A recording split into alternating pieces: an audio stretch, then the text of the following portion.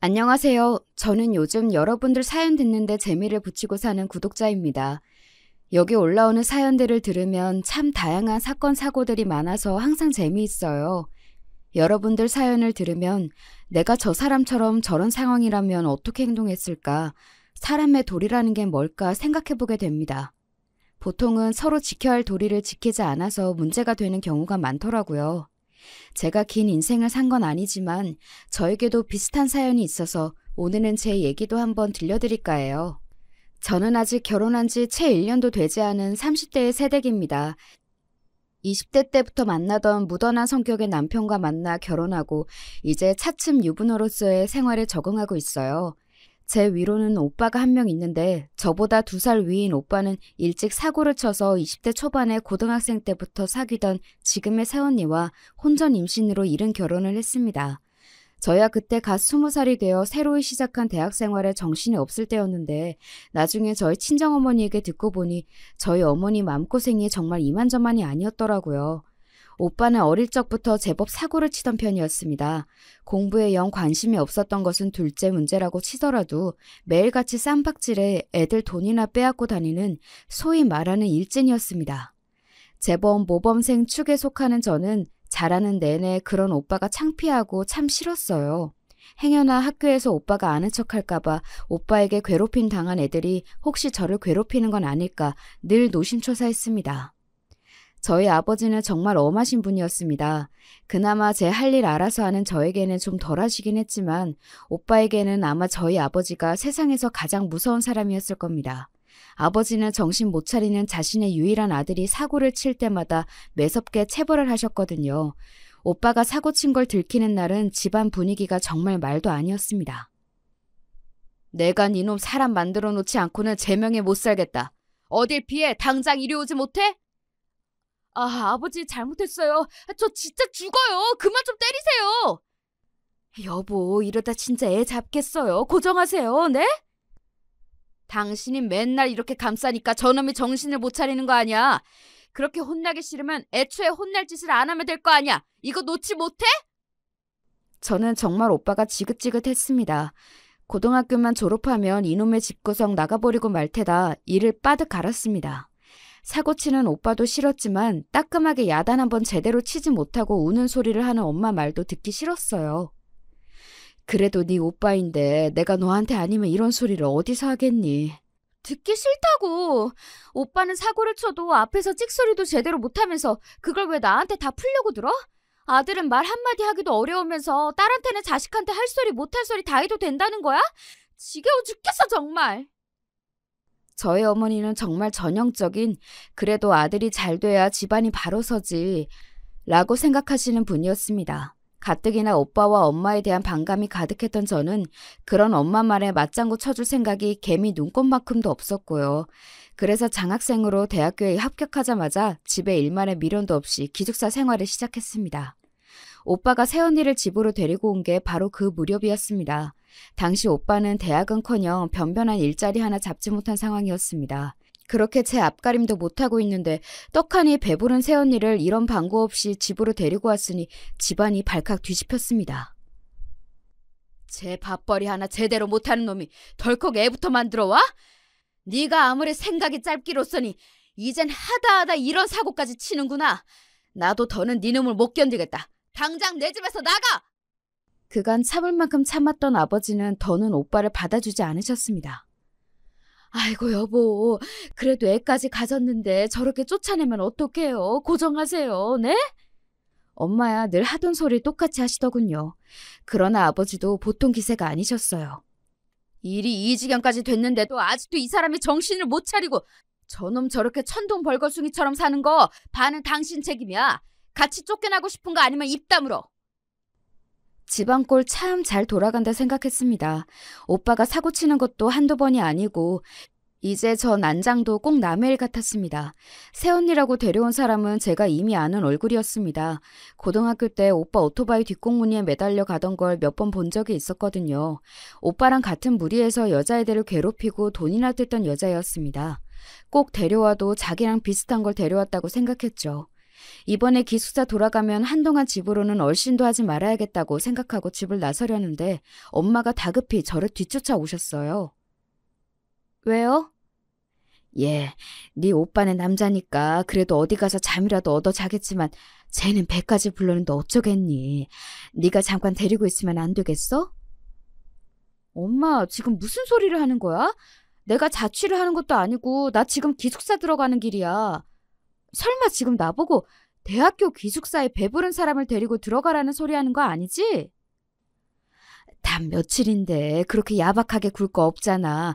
곧 식구 될 텐데 그러지 말고. 응? 엄마 진짜 미쳤어? 엄마한테는 아들만 자식이고 딸은 자식도 아니야? 이제 나한테는 부끄러운 것도 없어? 식구 같은 소리 하지 마. 엄만 엄마 딸도 자식으로 대접 안 해줘 놓고 나 혼자 아득바득 공부하느라 그 고생을 하는데도 칭찬 한번 제대로 해준 적 없으면서 사고 치는 오빠한테만 이것저것 다 해주고 나 참고서 하나 살 때도 손 벌벌 떨게 만들어 놓고서는 오빠 사고 친 것도 돈도 다 해준 거 내가 모를 줄 알았어? 엄마는 아빠한테 저렇게 무시당해도 할 말 없어. 꼴도 보기 싫으니까 나한테 연락하지 마. 기어이 말 같지도 않은 소리를 하는 엄마를 보자 그간의 서름이 그만 폭발해버렸습니다. 정말이지 이 집안과 연을 끊고 싶을 지경이었어요. 똑같이 제 배 아파 나왔을 텐데 왜 나는 이렇게 열심히 살아도 저 인간 말종보다도 사랑받을 수 없는 걸까 서러움이 왈칵 눈물이 났습니다. 화가 단단히 났던 저는 그 학기 내내 집에 돌아가지 않았습니다. 그러니 집안 돌아가는 사정을 알 길이 없었죠. 사실 딱히 알고 싶은 마음도 없었습니다. 방학 때 아버지 호출에 잠깐 집에 들렀더니 오빠는 집에 없었습니다. 어쩌기로 했대요? 엄마 쪽으로는 눈길도 주지 않고 아버지에게 물었습니다. 뭐 어쩌기는 저들 알아서 살 일이지. 그간 부모 등골을 그만치 빼먹었으면 우리 할도리는 다 했다. 너도 괜히 연락 받아주지 마라. 그놈 그거 쉽게 정신 차릴 놈이 아니니 괜히 어린 너한테까지 손 벌리려고 들지도 몰라. 애 있다고 안쓰러워서 한두 번 도와주다 보면 나중에 안 도와준다고 앙심 품을 놈이야 그놈이. 애초에 싹을 잘라야 한다. 뭐 제가 도와주려야 그럴 돈이나 있나요? 뭐 걱정 마세요. 저희끼리 대화를 주고받는 내내 엄마는 침울한 기색으로 말 한마디 꺼내지 않았습니다. 저도 불어 말을 붙이지 않았고요. 집에서 자고 가고 싶은 마음이 영 들지 않아 곧장 돌아가려는데 엄마가 저를 붙잡으셨습니다. 저번처럼 속 뒤집는 소리 할 거면 그냥 가게 두세요. 아니, 그런 게 아니라 너도 오빠 어쩌고 있는지 궁금한 것 같아서. 너희 오빠 요새 일 나가 방도 하나 구해서 며느라기랑 같이 살고 있고. 그새 며느라기가 됐나 보네요. 그래도 점점 산달이 다가오는데 혼인신고는 해야지. 이제 진짜로 우리 식구가 되었으니 네 눈엔 안 차겠지만 너무 고깝게만 보지 말고, 응? 고깝고 자시고 할 것도 없어요. 어떻게든 살던 관심 없으니까. 어차피 엄마가 잘 챙겨주시겠죠. 너 그렇게 보내고 엄마도 반성 많이 했어. 엄마가 네 오빠 사고치고 다니느라 그거 수습할 생각만 한다고 너 크는데 제대로 해준 것도 없고 엄마가 미안해. 됐어요. 내가 미안하단 소리 한두 번 듣나. 그래놓고 나한테 또 미안한 짓 할 거잖아. 안 봐도 뻔하지. 오빠 일자리도 당연히 엄마가 구해다 준 거겠죠. 방 구해줬을 거야. 말할 것도 없고. 나 이제 엄마한테 아무것도 기대 안 하니까 엄마도 오빠 문제로 나한테 이야기 나를 생각하지 마세요. 그 말을 끝으로 저는 차갑게 돌아섰습니다. 그간 아버지와 오빠 사이에서 혼자 아등바등하는 엄마가 안쓰러운 마음에 수도 없이 참아왔지만 결국 돌아온 건 상처뿐이라는 생각에 더는 엄마를 받아주기가 힘들었습니다. 그땐 엄마보다 나 스스로가 더 안쓰러웠어요. 그렇게 저는 대학 다니는 내내 본가와는 거리를 두었습니다. 저는 저 나름대로 공부하느라 바쁘고 지금의 남편과 연애도 하면서 차츰 마음의 안정을 찾아갔습니다. 드물게 집에 갈 때는 건너서 오빠 소식을 듣기도 했지만 별다른 감흥은 없었습니다. 태어난 아이는 아들이라고 들었습니다. 그때까지도 오빠와 절연한 아버지는 오빠와 오빠의 가족들을 만나지 않고 있었어요.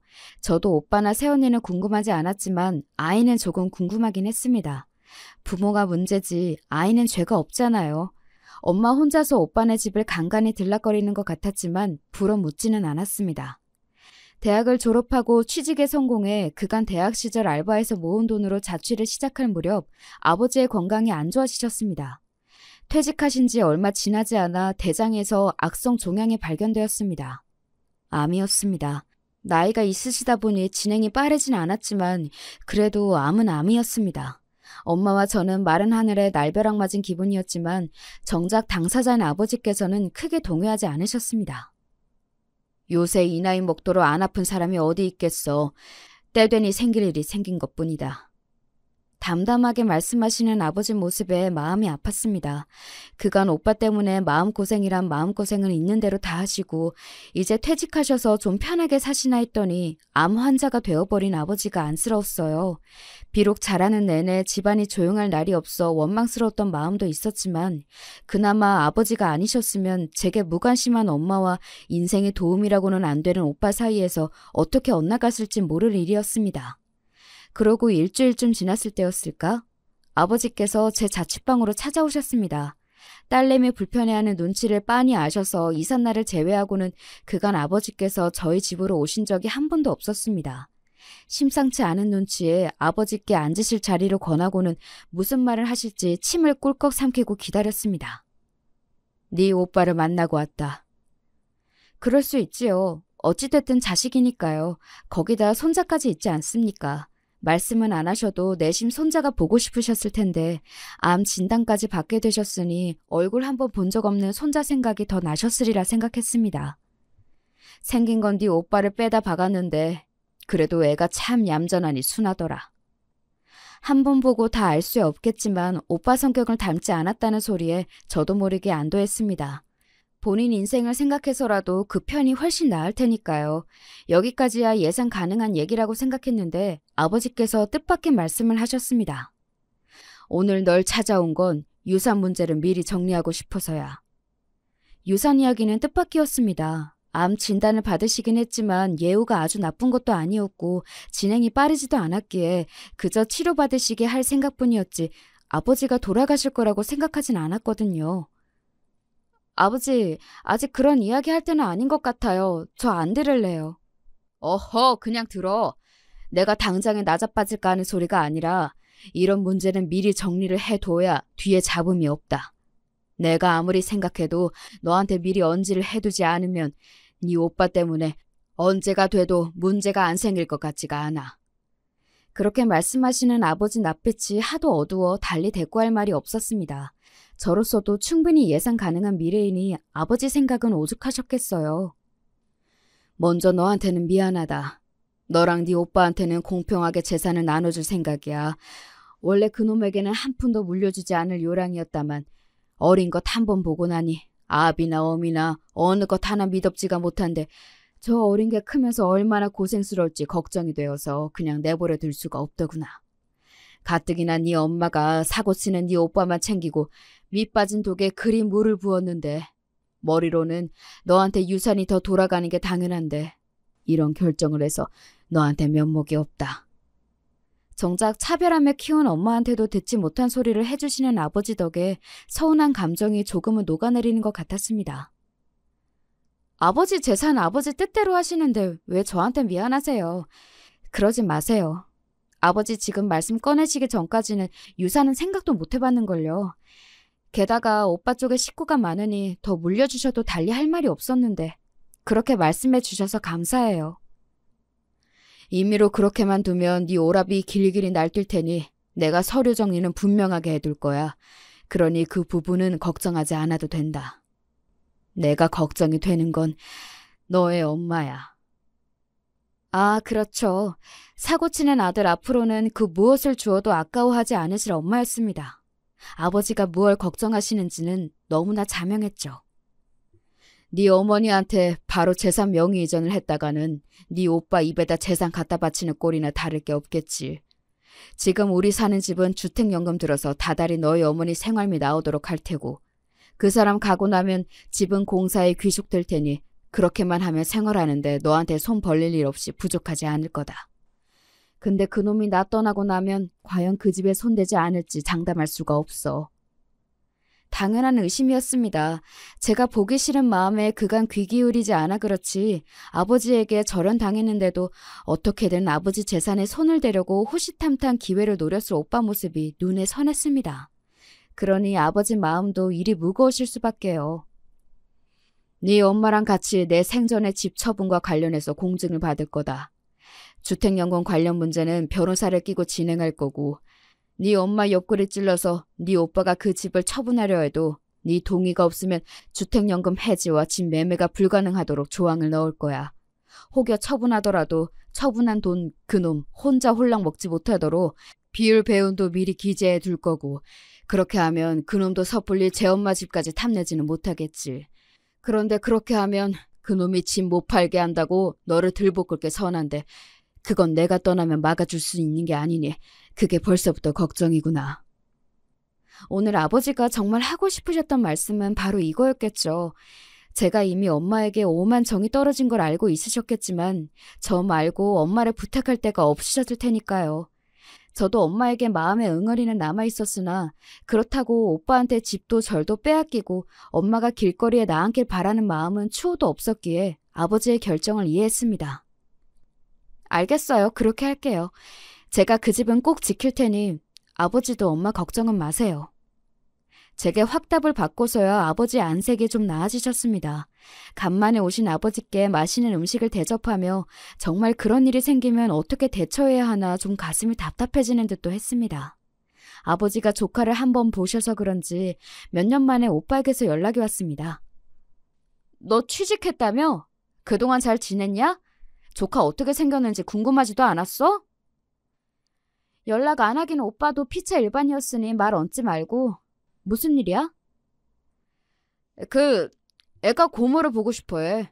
고모가 있다는 얘기는 해줬는데 한 번도 본 적이 없으니 궁금했나 봐. 아버지가 집에 못 오게 하실 때야 그러려니 했지만 할아버지 얼굴도 한 번 보고 나니 더 생각이 나나 봐. 네가 나한테 감정이 별로 안 좋을 건 아는데 그래도 나도 이제 애 아빠인데 예전처럼 그러기야 하겠냐. 시간 나면 애 얼굴이라도 한번 보러 오라고. 솔직히 오빠가 다시 보고 싶은 건 아니었지만 그래도 핏줄이 당기는 건지 어린 조카가 고모를 보고 싶어 한다는 말에는 흔들리더군요. 거기다 벌써 태어난 지 수년이 되었는데 만난 적이 없어 고모 소리가 어색하다는 생각에 그간 아이에게 너무 무심했나 하는 생각도 들었습니다. 그렇게 오빠의 제안을 수락하고 처음 만나는 조카에게 줄 선물을 고르다 보니 저도 괜히 마음이 들떴습니다. 그렇게 오빠의 집에 처음으로 방문하게 되었죠. 야, 너 오랜만이다. 이제 제법 직장이 퇴근하네. 아가씨 어서 오세요. 우리 수민이가 아가씨 엄청 보고 싶어 했어요. 마치 어제 만난 사람인 양 저를 반기는 오빠와 새언니가 좀 어색했으나 저도 분위기에 맞춰 인사를 하고는 집으로 들어섰습니다. 집이 크진 않지만 제법 관리가 잘 되어 있는 것 같았습니다. 집을 한 바퀴 휘 눈으로 둘러보고 있는데 저쪽 구석에 조그마한 아이 하나가 서 있었습니다. 제 시선을 느꼈는지 주춤한 아이는 낯을 가리는 모양이었습니다. 수민아, 수민이 보고 싶어 했던 고모야. 이리 와서 인사해. 수민이가 고모 데려오라며. 고모 왔네. 제 엄마 아빠가 어르는 소리에도 당황스러워 보이는 아이에게 제가 먼저 조심스럽게 다가갔습니다. 수민아 안녕? 고모야. 고모 궁금해했다고 들었는데 얼굴 좀 보여줄 수 있을까? 작은 목소리로 속삭이듯 아이에게 말을 걸자 그제야 아이가 슬쩍 제 얼굴을 바라보았습니다. 아버지 말대로 아이는 오빠 어릴 적 얼굴과 많이 닮아 있었지만 눈매 많은 순한 것이 오빠와는 달랐습니다. 얌전하고 수줍음이 많은 아이답게 조심스럽고 조용하게 다가가는 것이 덜 부담스러울 것 같았습니다. 고모라고는 하지만 아이 입장에서는 처음 보는 어른이잖아요. 다행히도 그런 제 생각이 틀리지 않았는지 아이의 눈에 호기심이 비치기 시작했습니다. 고모도 수민이가 너무 보고 싶었어. 우리 악수할까? 대답은 하지 않지만 수줍게 제가 내민 손을 맞잡은 자그마한 손가락이 따뜻했어요. 참 이래서 핏줄이 무서운 건지 제 아빠랑 그렇게 사이가 안 좋은데도 조카는 예뻐 보이더군요. 낯은 가려도 제가 싫지는 않았는지 이내 제 무릎에 살포시 앉은 수민이는 제가 그날 집에 돌아갈 때까지 얌전히 제 무릎 위를 지키고 앉았습니다. 고모, 다음에 또 와요? 아이고 예뻐라고 하루 새에 저는 그만 수민이에게 마음을 홀딱 빼앗겨 버렸습니다. 기어코 제 아들과 절연하리라는 아버지의 강철 같은 다짐을 꺾은 아이이니 오죽하게나 싶었으나 아이는 정말 예쁘고 사랑스러웠습니다. 무엇보다 성격이 제 아버지를 닮지 않았다는 게 더 마음에 든 게 아니었나 싶기도 합니다. 한번 물꼬를 트고 나니 서로 간의 교류는 잦아졌습니다. 저도 그간 엄마와 소원해진 탓에 본가에 잘 방문하지 않았는데 아무래도 사이에 수민이가 끼다 보니 저도 가끔씩 본가에 들르게 되더라고요. 특히 아버지가 수민이를 보면 기뻐하셔서 그 모습도 보기가 좋았습니다. 항암 치료를 받으면서 힘드실 아버지께 수민이가 위안이 되어주어 고마웠습니다. 그렇게 집에 드나들다 보니 자연히 엄마와도 마주치는 일이 잦아지게 되었죠. 엄마는 간만에 보는 제 눈치를 보면서도 오랜만에 집에 딸이 와 있다는 게 기쁘신 것 같아 보였습니다. 예, 이것도 좀 먹어봐. 너 이거 좋아하잖아. 알아서 먹을게요. 잘 먹고 있어요. 정작 잘할 때는 오빠 좋아하는 반찬 위주였던 식탁에 제 입맛에 맞는 음식들이 올라왔습니다. 엄마 딴에도 저와 잘 풀어보려고 노력하시는 게 느껴졌어요. 저는 예전처럼 엄마의 감정 쓰레기통 노릇을 다시 할 생각은 추호도 없었지만 그저 이 정도 거리라면 나쁘지 않겠다는 생각을 했던 것 같습니다. 조금 이상했던 건 오빠와 올케가 저를 대하는 태도가 좀 미심쩍었다는 겁니다. 처음에는 오랜만에 다시 만난 동생이고 또 오빠 말 맞다나 저도 이제 부모가 되었으니 그래도 좀 정신을 차린 것이 아닐까 했지만 그러기에도 둘의 태도에는 뭔가 석연치 않은 구석이 있었습니다. 아버지와 대화 중에 지나는 말로 제가 그런 말을 하자 아버지께서 한 말씀 하셨습니다.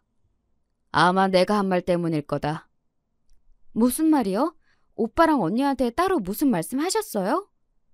내가 믿는 자식은 너 하나뿐이라고.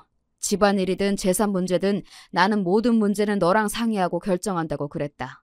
이 집에서 어른 노릇하는 건 너니까 니들도 깍듯이 대하라고 아주 엄포를 놓았지. 그런 소리를 다 하셨어요? 답지 않게 밑밥까지 깔아두셨다는 말씀에 아버지의 근심이 얼마나 큰지 새삼 실감이 났습니다. 나 가고 나면 재산 한몫 챙길 생각에 만만일 텐데 뭐라도 콩고물이라도 떨어지려면 너한테 밑보이면 안 되겠다 싶었겠지. 내가 허투루 말하는 사람도 아니고 미리 재산 정리 다 맞춰놓은 것 너한테만 이야기했으니 미리 잘 해둬야지 싶겠지. 그제야 그 둘이 저를 대하는 태도가 이해가 갔습니다.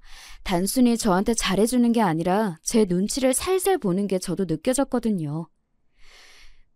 그래도 수민이 낳고는 정신 좀 차린 것 같던데 설마 전처럼 굴지 않겠죠. 저들도 부모인데 애보기 부끄러워서라도 그러겠어요?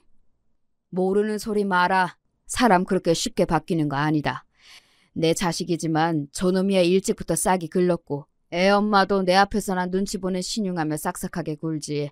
네 엄마는 벌써부터 아주 바보로 본다. 내 앞에서는 자제하기는 하는데 가끔 애한테 버럭하는 걸 보면 집에서는 또 얼마나 애한테 드자비를 할지도 걱정스럽고. 엄마를 바보로 본다는 말이 걸리긴 했지만 그동안 오빠에게 해오던 걸 올케에게도 별다를 것 없이 했다면 엄마가 호구를 잡힐 만도 하다는 짐작은 갔습니다. 그보다는 애한테 버럭한다는 게 마음이 쓰였습니다. 큰소리 한 번 안 내는 순한 아이인데 뭐 그렇게 버럭할 일이 있을까 싶기도 했지만 그 두 내외의 성질머리를 아는 제 입장으로는 설마 그 성질머리를 제 자식에게 그대로 부리고 있을까 봐 걱정스러웠어요.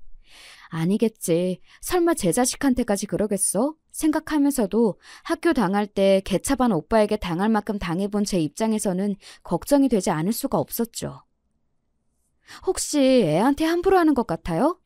둘 다 제가 봐온 게 있어서 그런지 아버지 말씀 듣고 보니까 걱정을 안 할 수가 없네요. 내가 혹시 몰라서 애랑 둘만 있을 때 슬쩍 살펴보긴 했는데 그래도 몸에 멍이나 상처가 없는 걸 보니 손버릇이 나쁘게 굴지는 않을 것 같다. 근데 애가 하는 얘기를 가만히 들어보면 둘이 싸우기도 자주 싸우는 모양이야. 그럴 때마다 애한테 화풀이 하듯이 말하는 것 같은데 가뜩이나 성정에 소심한 수민의 성격을 버리는 건 아닐지 걱정이다. 싸우면 애 안 보는 데서나 싸울 일이지 성격이 보통이 아닌 두 사람이 싸우면 집안 꼴이 어떨지 눈앞에 보이는 것 같았습니다. 눈에 넣어도 아프지 않을 조카가 매일같이 그런 환경에 노출되어 있다고 하니 아이에게 더 신경이 쓰였죠. 오빠 집에 자주 가세요? 어? 흔치 않게 제가 먼저 말을 붙이자 엄마가 놀라신 듯 저를 돌아보셨습니다. 혹여 제 오빠 마음에 안 드는데 제 마음을 상하게 하는 건 아닐까 말을 고르시는 듯 보였습니다. 아니, 가끔 수민이도 볼 겸 애들 살림도 봐줄 겸 가지. 살림을 봐주신다고요? 아니, 애엄마가 가끔 일을 나가거든. 어릴 때 시집와 그런가 아직 살림에 손이 익지 않은 데가 있는 것 같아서. 아니, 내가 그렇다고 다 해주는 건 아니고 눈에 보이는 것만 수민이 보면서 살짝씩. 더 듣고 싶지 않아서 거두절미하고 수민이 이야기로 넘어갔습니다.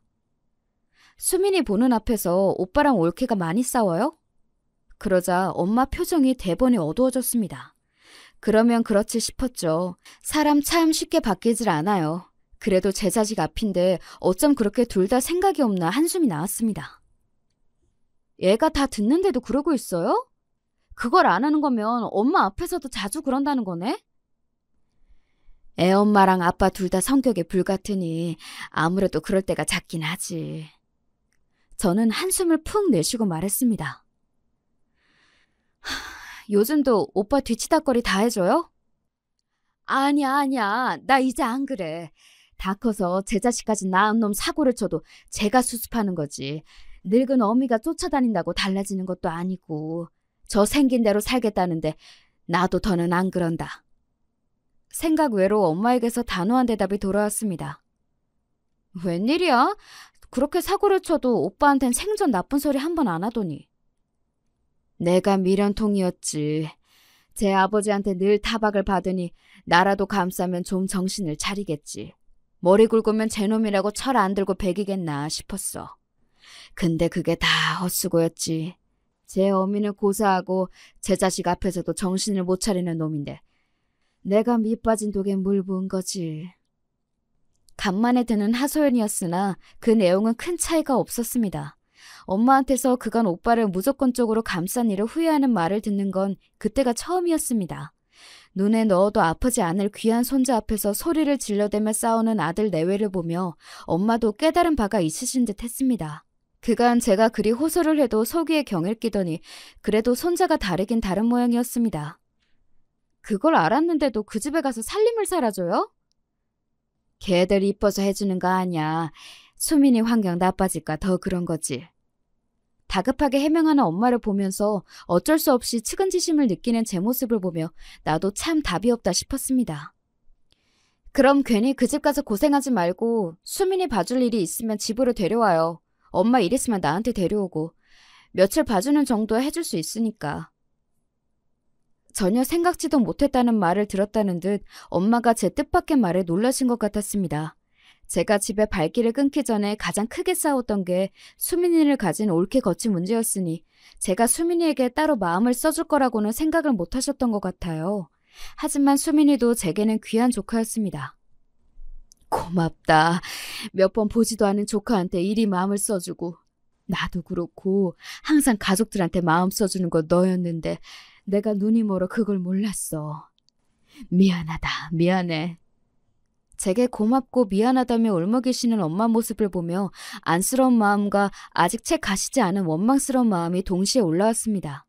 그걸 진작 아셨다면 가족이 이 꼴이 되지도 않았을 텐데 하는 마음이 들었지만 돌보아야 할 아이가 있는 이상 이런 제 응어리는 다음 문제였습니다.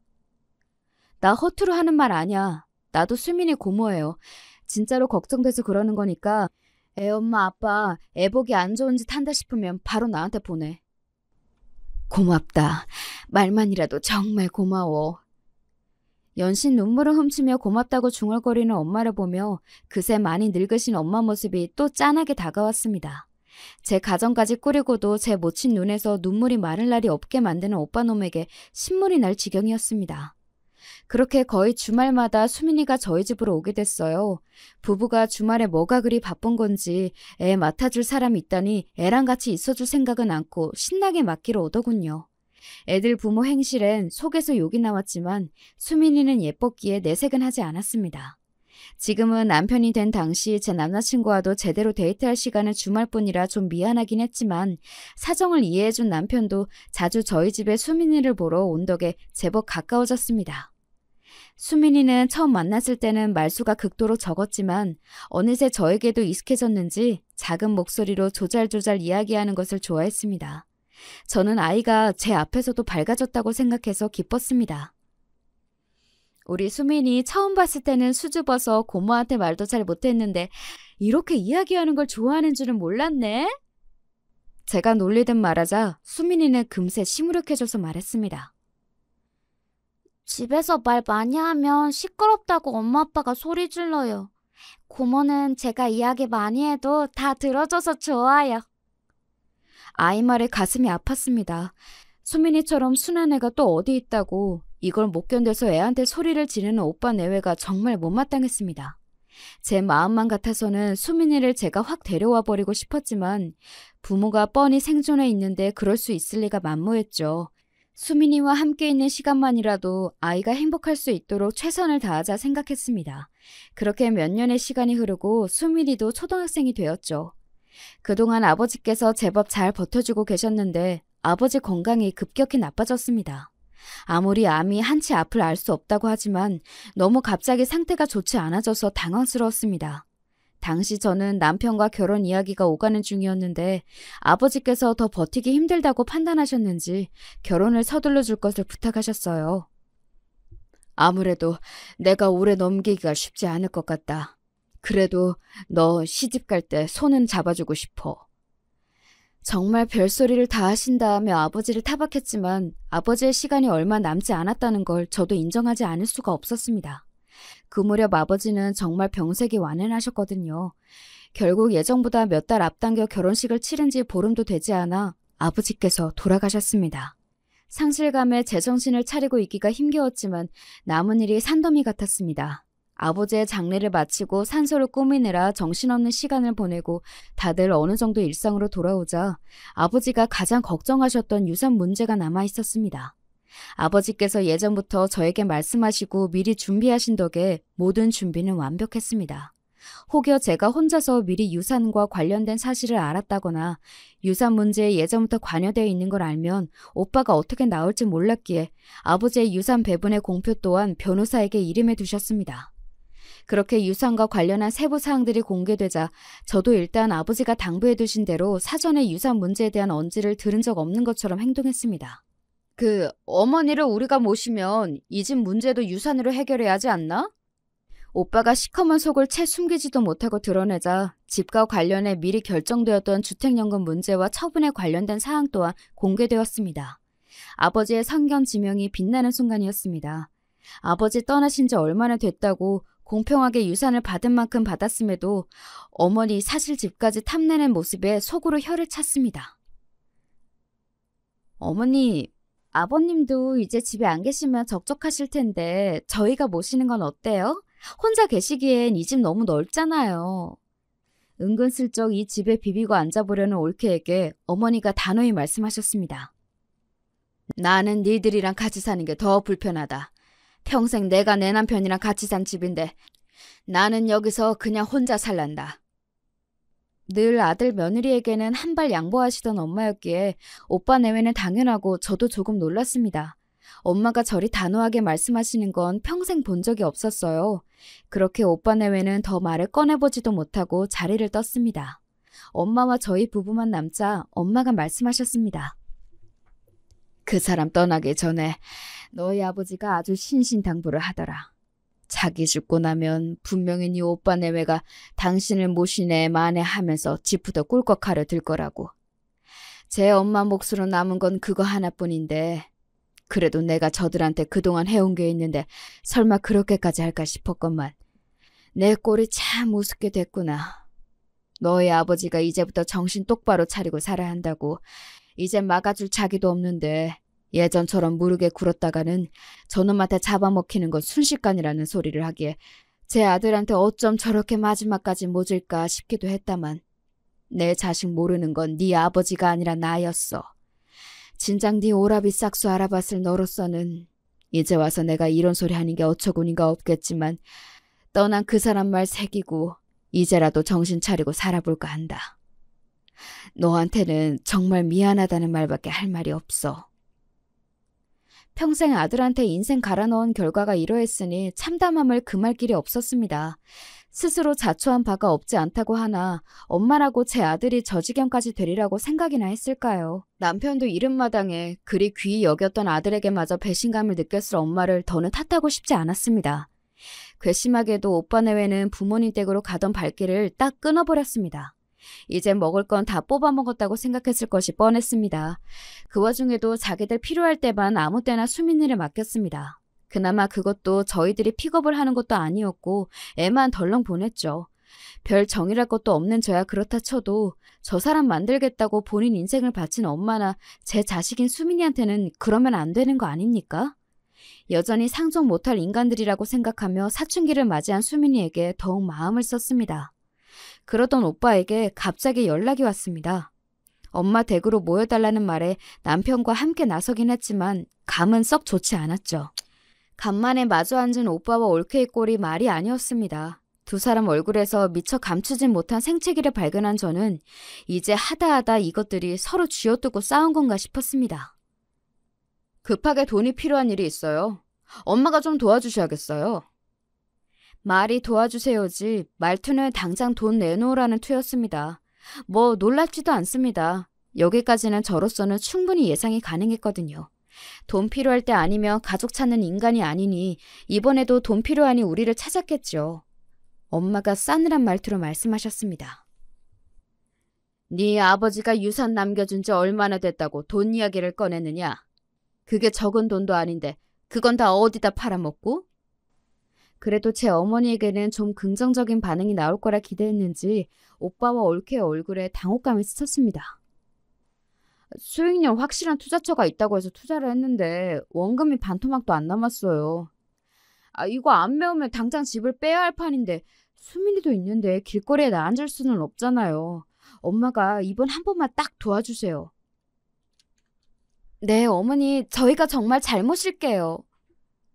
내가 너희들을 모시면 모셨지. 너희들이 나를 모시겠느냐?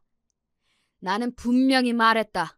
나는 이 집에서 혼자 살 테니 이제 너희들 문제는 너희끼리 알아서 해결하거라. 엄마의 단호한 거절에 오빠가 버럭 성질을 부렸습니다. 아들이 이렇게까지 부탁을 하는데 그거 뭐가 그렇게 어렵다고 그걸 못 들어줘요. 네? 어차피 어머니 돌아가시면 결국 자식들한테 돌아올걸. 저 인간이 미쳤나 싶어 한마디 하려는데 엄마가 분노를 참지 못하고 소리를 지르셨습니다. 네 놈은 나한테 해준 게 뭐가 있어. 이렇게 돈 맡겨놓은 듯 굴어. 그간 이 집 기둥뿌리를 몇 채나 뽑아먹은 놈이 염치가 있으면 어떻게 제 어미 마지막 남은 재산까지 강탈하려 들어. 네 놈이 도둑놈이지 자식놈이냐? 뭐? 이번 한 번만 도와줘? 어디 네 놈이 내 도움 없이 밥 빌어먹고 산 적이 있더냐? 평생을 제 앞가리 못하고 산 반편이 같은 놈이 제 부모 없었으면 자식 건사하고 살 주제도 못 되는 놈이 어디서 뻔뻔하게 주둥이를 들려! 천둥 같은 엄마의 호령에 그 뻔뻔하던 오빠놈도 주춤했습니다. 늘 제게 납작 엎드리는 모습만 보았지 항상 만만하게 생각하고 제 지갑으로 여기던 엄마가 제게 저런 막말을 쏟아내리라곤 상상도 못했을 테니까요. 하지만 엄마는 그간 쌓일 대로 쌓인 것들이 제대로 터진 모양인지 분노를 다스리지 못하셨습니다. 네 잘못으로 길바닥에 나 앉을 지경이면 당장 나가서 밥벌이할 생각을 해야지. 자식까지 딸린 놈이 제 부모 갉아먹을 생각으로만 만만하구나. 내 죽어도 너한테는 이 집 내줄 생각 없으니 나가서 투자금을 찾아오든 길바닥에서 굶어 죽든 네 놈 좋을 대로 살아라. 그 말을 끝으로 엄마는 자리를 박차고 일어나시더니 우악스럽게 아들 내외를 잡아 끌고 선수 집 밖으로 쫓아내시고는 문을 쾅 닫으셨습니다. 저희 부부는 내내 얼빠진 얼굴로 그 광경을 지켜보고 있었죠. 여전히 분을 참지 못하시고 씩씩대시던 엄마가 저희를 돌아보며 말씀하셨습니다. 내 장서방한테는 정말 못 볼 거를 보였네. 내가 그간 천지분간 못하고 저놈 하나 사람 만들지 못한 벌을 이렇게 받는가 봐. 너한테도 맨날 이런 꼴만 보면 미안하다. 평생 이런 추잡스러운 꼴만 보게 만들었으니 어미한테 정이 안 떨어지려야 안 떨어질 수가 있었겠어. 내가 너한테는 정말 면목이 없다. 면목이 없어. 주저앉아 흐느끼는 엄마를 제 남편이 부축해 일으켜드리고는 어쩔 줄은 몰라 했습니다. 저는 참담한 기분을 느끼면서도 이전과는 확연히 달라진 엄마의 반응에 이제는 정말 예전 같은 실수를 반복하지 않으실 거라는 신랄 같은 기대감 역시 느꼈습니다. 그러나 이런 엄마와는 달리 여전했던 오빠와 올케는 엄마에게 쫓겨난 날 이후에도 엄마 집 앞을 찾아가거나 저와 제 남편, 엄마한테 수백 번 전화를 돌리며 돈을 해달라고 요구했습니다. 인간아, 양심이 있으면 그만 귀찮게 굴고 네 앞가림은 네가 해라. 지금까지 그러고 살았으면 이제 정신 차릴 때도 한참 지났다. 너 진짜 수민이 보기에 부끄럽지도 않아? 조카를 생각하면 더 이러면 안 되지. 너 진짜 수민이 길바닥에 나앉는 꼴 보고 싶어? 정말이지 답도 없는 인간이었습니다. 평생을 대면대면하게 살아온 저한테 이 정도인데 엄마가 얼마나 시달리고 계실지는 보지 않아도 눈에 보이는 듯 했습니다. 요새도 집 앞으로 찾아오고 그래요? 그러든지 말든지 절대 문 안 열어줬다. 이제 보니 내가 아들이 아니라 짐승 새끼를 키웠어. 짐승도 저 키워준 어미는 안 물어뜯으니 저건 악귀다, 악귀야. 엄마 입에서 나오는 오만 정이 다 떨어졌다는 말투에 제가 다 놀라울 지경이었습니다. 정말로 내가 예전에 원망했던 엄마 모습은 없는구나 싶기도 했어요. 잘하셨어요. 마음 약해지지 말고 지금 하는 대로 하세요. 온 가족의 싸늘해진 태도에도 불구하고 오빠와 올케는 지부했습니다. 그렇게 한 달 가까이 시달렸을까 엄마에게서 온 가족 호출령이 떨어졌습니다. 어머니, 어쩐 일이세요? 그간 내내 문정박대 당하다 뜻밖의 받은 엄마의 연락에 헐레벌떡 달려온 오빠네외가 뭐라도 떨어질까 싶은 기대감에 눈을 번쩍거렸습니다. 엄마 마음을 약하게 만들 심산인지 수민이까지 대동한 오빠네외가 정말 징그럽게 느껴졌어요. 오랜만에 보는 조카의 풀죽은 얼굴에 그만 제 마음이 아파왔습니다. 그간 아들 내외에게 학을 때도 제대로 뗐던 엄마가 무슨 일로 온 식구들을 불러 모았는지 저도 궁금했습니다. 내가 알츠하이머 판정을 받았다. 순식간에 모든 소리가 뚝 멎었습니다. 생각지도 못했던 화제에 어안이 벙벙했습니다. 장모님, 알츠하이머라면 치매 말씀하시는 거예요? 가장 먼저 정신을 차린 남편이 엄마께 되물었습니다. 그래, 맞아. 치매. 나 치매란다. 돈 받을 생각 만만이었던 오빠 내외는 뜻밖의 화제에 눈에 띄게 당황했습니다. 아, 치매요? 치매시라고... 엄마, 이게 무슨 소리예요? 검사는 또 언제 받았어? 니들 아버지 돌아가시 전부터 조짐은 있었어. 최근에 내가 원체 스트레스 받을 일이 많았다 보니 증상이 심해져 저번 주에 검사를 받았는데 어제 결과가 나왔다. 스트레스 받을 일이라며 오빠 내외를 빤히 쳐다보는 엄마의 눈길을 내외가 잽싸게 피하더군요. 그러든지 말든지 제겐 엄마의 치매 소식이 더 충격이었습니다. 그럼 앞으로 어떻게 해야 한대요? 치료하면 된대? 그것 때문에 너희를 불렀다. 이제 치매면 앞으로 그리 오래 살지도 못하겠지. 니들 내 집 그렇게 탐내더니 잘 됐구나. 전부터 말했지만 나는 이 집에서 죽을 생각이다. 앞으로 나랑 이 집에서 같이 살면서 나 갈 때까지 수발 들어주는 사람에게 나중에 이 집 몫을 더 떼어주마. 그렇게 돈 좋아하는 너희들이니 불만은 없겠지? 갑작스러운 제안에 다들 앉은 자리에서 그대로 얼어붙어 버렸습니다. 그때 올케가 정적을 깨고 외쳤습니다. 아가씨가 모셔요. 뭐요? 제가 황당해서 되묻자 올케가 소리를 질러댔어요. 치매 환자 모시는 게 무슨 장난도 아니고 우린 당장 길바닥에 나앉게 생겼는데 어머니까지 못 모셔요. 아가씨 유산 받았으니까 아가씨가 모셔요. 야, 잠깐 있어봐. 별로 좋지도 않은 짱구를 굴리는 모양인지 오빠가 다급히 외쳤습니다. 있긴 뭘 있어. 요새 치매 걸린다고 금방 죽는 줄 알아? 10년, 15년씩도 치매 환자로 산다던데 그러면 너 어쩔 건데? 집 한 돈 언제 받을 줄 알고 혹을 또 하나? 나 못해, 안 해. 진짜 말이면 단줄 하나. 엄마 앞에 앉혀놓고 언니 말 가려서 못해요? 애도 듣는데 정말 부끄럽지도 않아요? 난 그런 거 몰라. 모르니까 니들끼리 알아서 하라고. 그 말을 끝으로 올케가 오빠를 끌고 밖으로 나갔습니다. 제 자식도 버려두고 씩씩대며 나가는 꼴을 보니 제 딴엔 부하가 난 모양이었습니다. 그때 한마디도 않던 수민이가 조용히 입을 열었어요. 제가 할머니 수발 들 테니까 제발 여기서 살면 안 돼요? 아이의 말에 모두 할 말을 잃었습니다. 아직 중학생도 되지 않은 아이의 입에서 오죽하면 저런 말이 나왔겠습니까? 저는 수민이를 끌어안고 사과했습니다. 수민아, 고모가 미안해. 어른들이 네 앞에서 못 볼 꼴을 보였다. 미안해, 수민아. 딸과 손자가 얼싸안고 눈물을 흘리는 모습을 보는 엄마의 얼굴이 참담함으로 일그러졌습니다. 아이를 진정시키고 저는 분한 마음을 이기지 못하고 오빠와 올케에게 번갈아 전화를 걸었지만 연결되지 않았습니다. 혹시나 싶어 남편 전화로도 걸어보았는데 역시나였어요. 집에서 나간 지 얼마나 됐다고 곳에 차단을 박은 거였습니다. 정말 뭐 이렇게 기막힌 인간들이 다 있나 싶었습니다. 제 자식이 집에도 안 돌아오는데 찾을 생각도 없는 모양이었습니다. 그렇게 여러 날이 지나도록 여전히 오빠 내외는 저와 제 남편의 연락을 깡그리 무시했습니다. 엄마, 걱정하지 말아요. 우리가 둘 다 직장 다녀서 내도록 엄마 곁에 붙어 있을 수는 없지만 아직 초기 치매일 때는 우리 일하는 동안은 도와주실 분 구하고 나도 여기 드나들 테니 어떻게든 버틸 수 있을 거야. 나중 일은 나중에 생각하더라도 일단은 우리 그렇게 해봐요. 응? 엄마 기분을 풀어드리겠다고 하는 말에도 엄마는 별 반응이 없으셨어요. 그렇게 남편과 매일같이 엄마 집에 드나들던 어느 날 뜻밖에도 오빠와 올케를 오랜만에 만날 수 있었습니다. 제가 오시라고 했어요.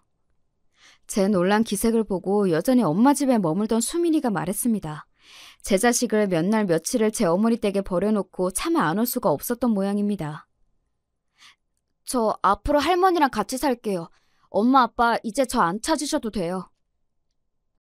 아이의 황당한 말에도 두 내외가 눈만 꿈뻑거렸습니다. 그러더니 올케가 하는 말에 그만 기가 턱 막혀버렸어요. 그래, 뭐 너도 클 만큼 컸고 엄마 아빠랑 고생하느니 할머니랑 사는 것도 괜찮겠다. 뭐 이런 여자가 다 있습니까? 어이가 없어 오빠를 돌아보았더니 이놈도 별반 생각이 다르지 않아 보여 더 열이 뻗쳤습니다. 손자가 할머니랑 같이 살 수도 있지. 칠매 할머니랑 같이 살 생각을 다 하고 우리 아들이 효자네. 지금 다들 제정신이야? 애 나이가 몇 살인데 치매 환자를 돌보게 하겠다는 거야? 당신들 아들이에요. 정신 차려요. 상식을 벗어난 오빠 내외의 언동에 제가 다 정신이 이상해지는 기분이었습니다. 그때 엄마가 미친 사람처럼 고래고래 소리를 질러대기 시작했습니다. 이 미친 것들이 기어이 인간이기를 포기했구나. 이제 니놈은 내 자식이 아니다. 니들 같은 빌어먹을 종자들은 수민이 부모 될 자격도 없다. 애는 내가 키울 테니 니놈들은 죽어도 다시는 내 앞에 나타나지 마. 엄마는 이미 분노로 제정신이 아니셨습니다. 저러다 쓰러지진 않으실까 저는 발을 동동 굴렀습니다. 알츠하이머라는 내 말은 거짓말이다. 내 니놈들 하는 꼴이 하도 괘씸해 어떻게 나오나 지켜보려 했는데 나를 버리려 드는 거야 놀랍지도 않았다만 제 자식까지 버리려 들어! 이 친증만도 못한 것들! 인간도 못되는 것들! 뒤로 넘어가시라는 엄마를 부축하면서도 알츠하이머가 아니라는 말에 저도 같이 넘어갈 것 같은 기분이 되었습니다. 이 우스운 꼴이 우습지가 않아서 슬펐어요. 알츠하이머가 아니라니 지금까지 나 갖고 놓은 거야? 뭔 말 같지도 않은 소리를 하고 있어! 되레 저가 버럭 소리를 지르는 오빠를 바라보며 저놈은 평생 인간 되기는 틀렸다고 생각했습니다. 이 꼴을 보고서야 내 니놈한테 정을 떼다니. 내가 등신이다. 내가 등신이야. 앞으로 니놈이 길바닥에서 빌어먹든 얼어 죽든 내 아들은 이미 죽은 셈 칠 테니 니놈과의 부모 자식년은 여기까지인 걸로 하자. 니놈 얼굴 보기도 구역질이 날 것 같으니 내 집에서 썩 나가라. 아니 그럼 집 한도는... 이 와중에 돈 얘기를 주절대는 올케에게 한 대 올려붙이고 싶은 걸 간신히 참고 두 내외를 내쫓았습니다. 상황을 파악하고 두 내외가 뒤늦게 저에게 접촉을 시도했으나 이번에는 저희가 모든 연락을 차단했습니다. 모르는 번호로 이러다 정말 우리가 죽는 꼴을 볼 거냐는 등 별 시덥지 않은 문자가 계속해서 왔지만 모르쇠로 대응했죠. 남은 재산 하나 없이 알거지가 된 데다 생활력도 없으니 정말 길바닥에 나앉을 날이 목전일 겁니다. 돈 나올 구석인 제 모친과 동생에게도 완전히 버림받았으니 이제야 세상의 냉혹함을 온몸으로 부딪히게 되겠지요. 이젠 정말이지 그 꼴로 오빠 내외가 죽는데도 별 감흥이 일지 않을 것 같은 기분이에요. 그 이후로 수민이는 엄마와 같이 살고 있어요. 저희 부부도 자주 들려 시간을 보내면서 아이 정서는 오히려 제 부모와 살 때보다 많이 안정되었습니다. 저희 엄마는 아들 내외와 드디어 완전히 절연하고 그 허전함을 예쁜 손자 보는 낙으로 채워가고 계십니다. 기본적인 도리를 다하지 않은 인간을 혈연이라고 무작정 감당할 수는 없죠. 부모 자식이라고 내만 같지 않은 게 씁쓸하지만 저희는 이제야 비로소 평화를 찾았습니다.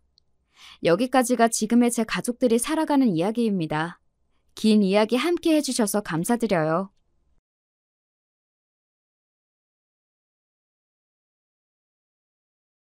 안녕하세요. 저는 경기도에 사는 50대 후반 여성입니다. 저는 현재 남편과 딸 하나를 둔 가정의 아내이자 엄마로 살고 있어요.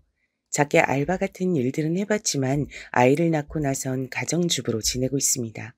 딸아이는 얼마 전에 결혼을 했어요. 저와 남편은 중매 결혼을 했습니다. 집안끼리 결혼할 때가 되어 소개받고 한 결혼이었어요. 그래서 세 번쯤 만났을 때 이미 결혼 얘기가 나왔었습니다. 남편은 그 지역에서 괜찮기로 손에 꼽히는 직장에 다니고 있었고, 저는 영세한 회사의 격리로 일을 하고 있었어요.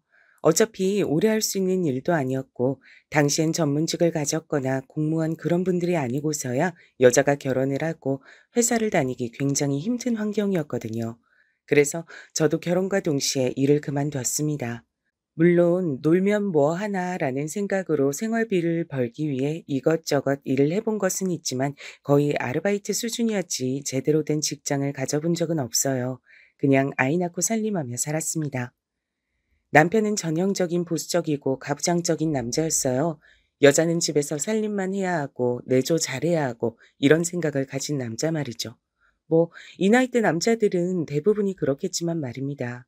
결혼 생활이 마냥 평탄하거나 행복한 건 당연히 아니었습니다. 앞서 설명해드린 남편의 성격에서 알 수 있듯 남편은 가부장적인 사람이었고 자기 말은 들어야 하는 사람이었어요. 아무래도 그렇다 보니 제가 자유롭게 뭔가를 할 수 있는 부분도 크게 많지 않았고 말이죠. 게다가 시어머니도 보통이 아니신 분이었기 때문에 시집살이도 꽤 고됐습니다.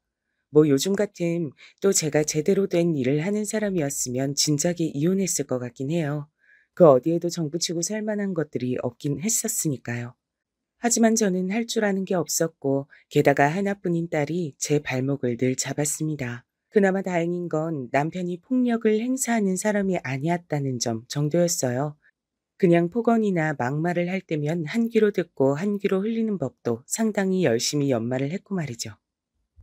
사실 저희 같은 환경의 집안에서 딸 하나를 낳았다 하면 굉장히 난리가 날 법도 한데 사실 이 문제는 시어머니와 남편이 아무 소리도 할 수 없긴 했습니다. 첫째를 낳고 몇 년간 아이가 생기지 않아 시어머니의 갖은 구박이란 구박은 다 받다가 시어머니 손에 이끌려 검사를 받으러 간 적이 있어요. 분명 너한테 문제가 있을 게다. 시어머니는 그렇게 호언장담했지만 제 모든 검사는 좋게 나왔습니다. 그러고선 의사 선생님이 이렇게 말씀하셨거든요. 남편분도 한번 모시고 와보세요. 불임의 경우 남자 쪽에서 발생하는 경우가 더 많거든요, 요즘은. 우리 아들이 지혜빌 닮았으면 절대 그럴 리가 없어요. 그런 건 모르는 일이니까 한번 모시고 와보세요. 치료가 가능할 수도 있으니까. 의사의 그 얘기를 듣고 시어머니를 믿지 않았고요. 저를 병원 몇 군데나 더 데려갔습니다. 하지만 계속 같은 결과가 나오자 남편에게 병원을 한번 가보라고 넌지시 얘기했죠. 그래도 아들은 낳아야 하지 않겠냐고요. 그리고 검사 결과는 역시나 남편 쪽의 문제였어요. 정자의 개수가 정상에 비해 훨씬 작고 활동도 좋지 않다고요. 사실상 불임이라는 판정을 받은 겁니다. 시어머니와 남편은 믿을 수 없어 했고 이번에도 병원 몇몇 곳을 더 가봤지만 역시나 결과는 같았어요. 그러게 네가 처음부터 아들을 낳았으면 될 일 아니냐. 마지막 병원에서 이제는 물 건너간 손주를 생각하며 울컥했는지 그렇게 소리쳤어요. 그것도 의사 앞에서 말이죠. 그 모습을 보던 의사 선생님이 웃으며 했던 말이 아직도 생각이 납니다.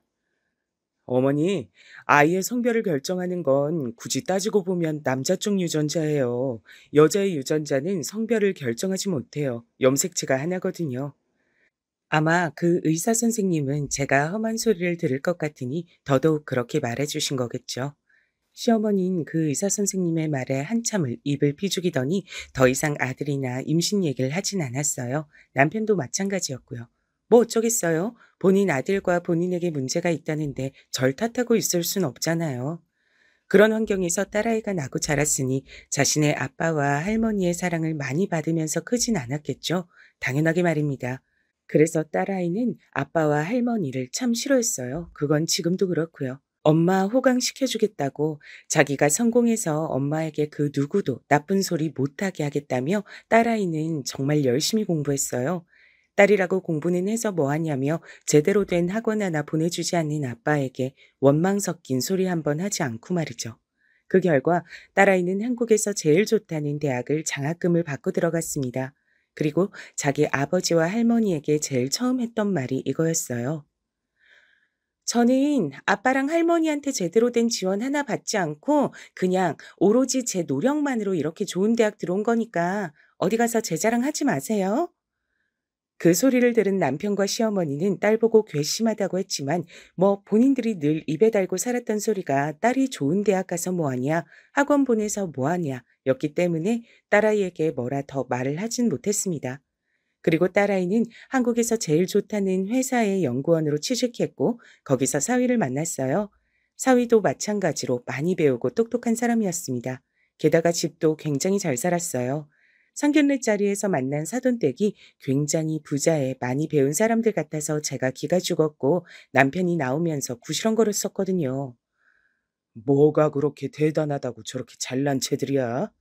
하고 말이죠. 하지만 남편의 말과는 달리 그분들은 그런 분들이 아니었습니다.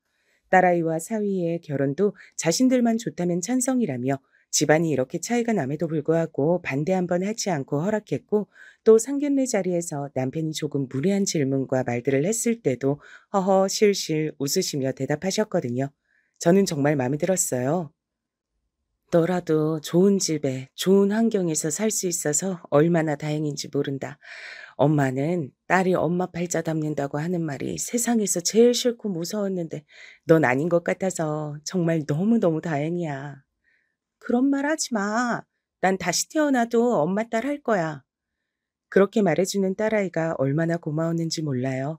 아무튼 딸아이는 정말 좋은 집에 시집을 갔습니다. 그리고 대접받으며 살고 있어요. 아직도 말이죠. 가끔 딸아이의 시부모님들이 딸아이를 금이야 우기야 아껴주는 걸 보면 너무 다행이다 싶으면서도 한편으론 부러울 정도로 말입니다. 언젠가 딸아이가 이런 말을 한 적이 있어요. 내가 엄마 호강시켜 줄 거야. 꼭. 그런 생각 안 해도 돼. 네가 잘 사는 게 엄마가 행복한 거야. 아니야. 두고 봐. 딸아이는 그 이후에 몇 번이나 저에게 취미 활동 같은 걸 할 수 있게 이것저것 학원들을 보내주기 시작했어요. 그렇게 배운 것들이 꽃꽂이, 커피, 뜨개질 같은 것들이었습니다. 그리고 그런 것들을 배우고 나면 꼭 재밌었는지, 적성에 맞는지 이런 걸 묻곤 했죠. 그래서 한 번은 제가 물었습니다. 그런 건 왜 그렇게 물어봐? 엄마가 평생 할 수 있는 일을 찾았음 해서. 내가 일을 했으면 좋겠어?